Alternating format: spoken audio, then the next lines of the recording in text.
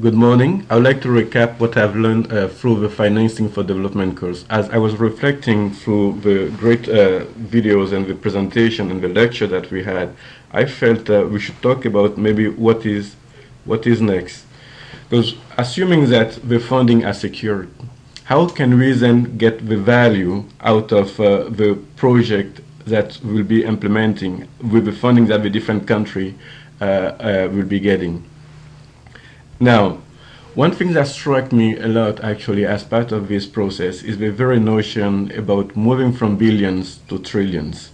This actually is quite unique because we are starting now with the billions of ODA funds, and we're looking at how to leverage it and help us get to the trillions.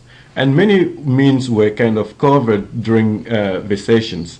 First, we look at domestic resource mobilization, and we look at the different options regarding how we can go about and get mobilize domestic resources. It could be through proper taxation, it could be through basically making sure that people are involved actually in different activities that allows the different government entities to mobilize resources internally. And then we also move on and see how we can actually tap into private finance. Because what we know is there is no lack of money in the private sector. Actually, people are looking for opportunities regarding where they could invest.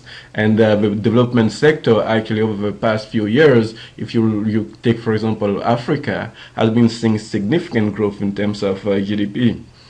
Now, let's assume that we've mobilized those resources. The question then becomes, what is next? And answering that question is not necessarily easy because most of the time, many countries do receive the fund that they need. The challenge, though, becomes how actually the projects that derive from those funds are implemented. And I just want to share a graph here regarding how we go about from actually the fund and then get the project set up and move forward for the implementation. The first notion actually is project are a means to help organizations improve. They are a means to help countries improve.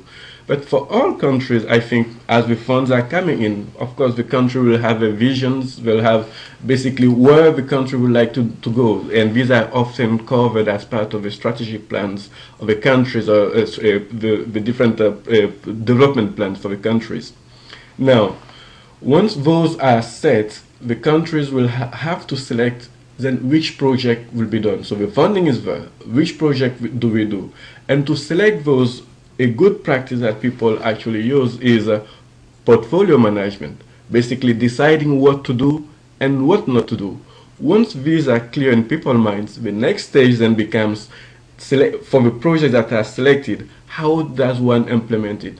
And actually, sometimes it's not the lack of resources that is the challenge. The fund could be there, but people may not be able to get the results that they're looking for. So what I'm stating here is, besides getting actually the fund moving from the billions actually to the trillions, how do we actually achieve results?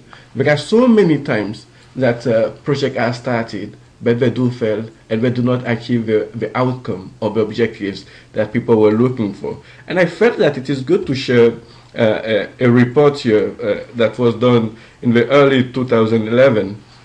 And what that report basically is stating is, if you look at the chart there, it talks about project success versus projects that fail.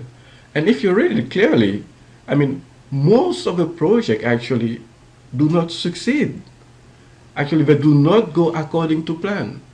And about, if you take, let's say in 2010, that report was stating that about 60% of the project were not reaching the intended objectives.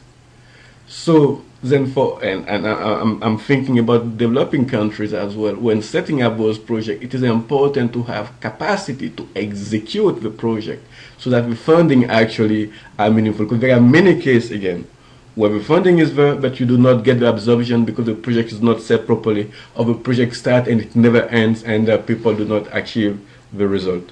So my takeaway at the end from this financing development course is, first, of course, we need to leverage on the ODA moving from the billions to the trillions.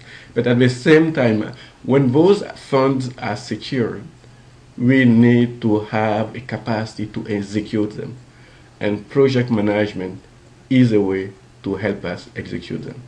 As a background, you'll see that several of the pictures that I've shown there are actually pictures that I took when I was in Juba in September 2013. The country was back then 2 years into the independence. And today I sit here and wishing that that country get peace, because peace actually is a precondition for development.